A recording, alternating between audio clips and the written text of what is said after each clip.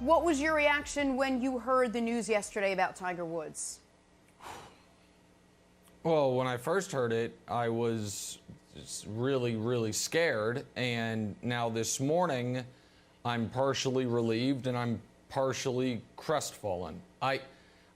Jenna knows this about me. Some of the audience does. I don't know if Brandon does. Tiger Woods is one of my two favorite athletes ever. And I have like very significant benchmark timelines in my life that I associate with Tiger. 1996, I remember the room I was in my house. I was, I'm a sixth grader, I guess, fifth grader. My grandfather calls me from Florida. I'm in my dad's office, and he says, you have to turn on the television. There's this kid who's going to be the greatest golfer ever. And it was when Tiger was trying to win his third straight amateur. And that thing went to 2 extra holes. He won it. And from that moment, it was like a drug, and I was hooked. And from 2006 to 2008, I think the only constant in my life was Tiger Woods. My parents got divorced. I had falling out and then reunited with family members. I moved a number of times. And Tiger was it. And then in 2009, I signed up for Twitter. I looked it up this morning. My first tweet ever was about Tiger's car crash, unfortunately, in 2009.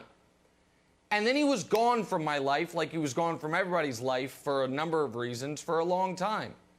And then amazingly, a decade later, I have a family of my own, and my youngest daughter and I bonded over watching him at the Masters. Made her want to this day, pester me about golf lessons, ask me about when we're going to be able to watch Tiger. And I'm so sad, Brandon, because I don't want to say it's a definite, but we probably never see him golf at, hopefully with his son, for fun at times. But this final chapter seems to have been cut short again. So I'm glad he's okay. But this felt, it reminded me of Kobe, and luckily it doesn't have the full tragic ending that Kobe did. But I had that same sick to my stomach feeling, Brandon, and I'm really, really sad this morning. Yeah, Nick, Jenna, that was my first reaction, was Kobe. I was actually in the facility in the gym working out, and I walked past the television, and there was no audio, so all I saw was, red breaking news, and you saw Tiger Woods in a car crash. And then when they showed the picture and the image of Tiger's car flipped and just tangled and mangled like that, I was like, oh, no, not again.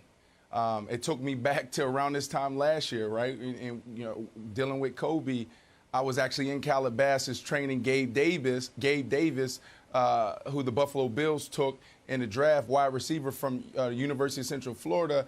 And a trainer walked in, and they said, Kobe was just in an accident, and Kobe's gone. And the whole room went silent. And I'm in this moment now where I literally flew out to L.A., to Calabasas, to train this kid, and I was like, what do we do? And what is going on right now? So that was the first thing I thought about, and I'm just so happy that we're not mourning Tiger right now. And yeah, Nick, you're right. We don't know if he's ever going to play again. We don't know if he's going to be able to play with his son.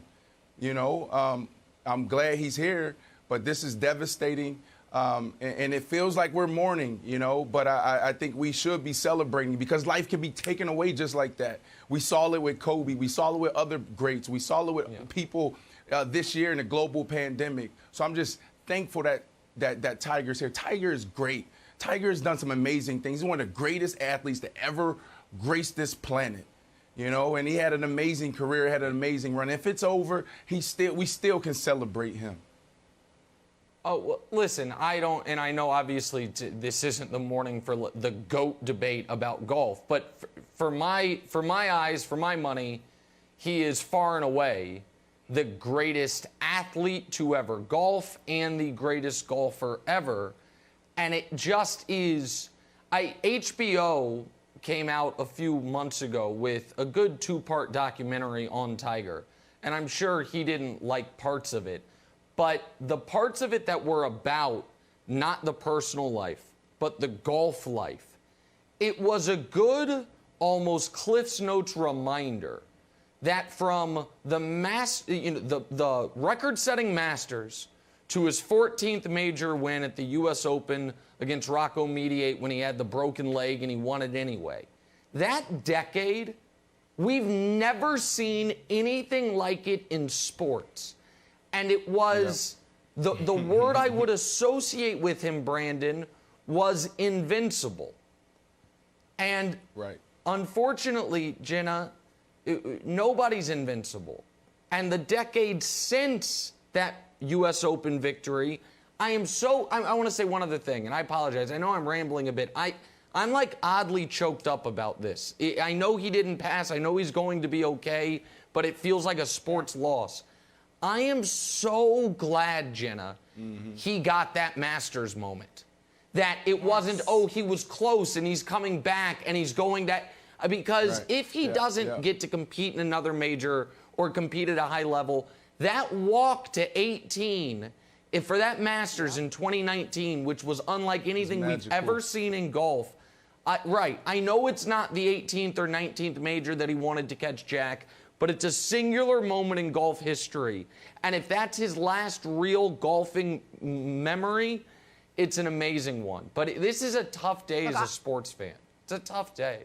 I echo that so much. I remember how hard I rooted for him in that Masters. I think we all rooted so hard for him to win that Masters and that epic comeback performance. I mean, it wasn't just the sports world. It was the non-sports world, too. You could just feel it. You can feel it everywhere. And now I think this morning we all feel the same way in rooting for him to make a full recovery here.